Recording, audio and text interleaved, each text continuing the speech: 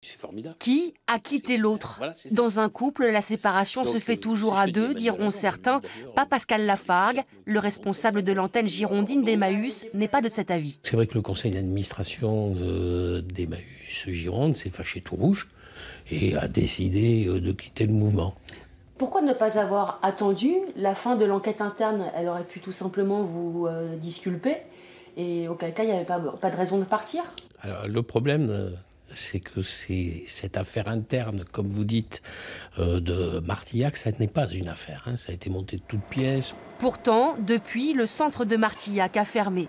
Selon plusieurs associations, des jeunes mineurs étrangers isolés y avaient subi des maltraitances. Ils avaient alors manifesté devant le palais de justice de Bordeaux. Suite à sa propre inspection des lieux, le département a décidé, conjointement avec Emmaüs, de fermer le site. On n'était pas dans des standards de qualité de prise en charge qui étaient corrects. Et c'est vraiment ça que le département attend d'Emmaüs comme des autres associations avec lesquelles il travaille. Pas de maltraitance donc pour autant? À ce jour, elle n'a pas été établie. On a tenu à informer effectivement les autorités judiciaires, mais le sujet n'est pas celui-là aujourd'hui. Le problème, c'est la qualité de prise en charge. Selon le département qui dit rester vigilant, Emmaüs devra fournir un projet de prise en charge précis et adapté pour pouvoir ouvrir le centre.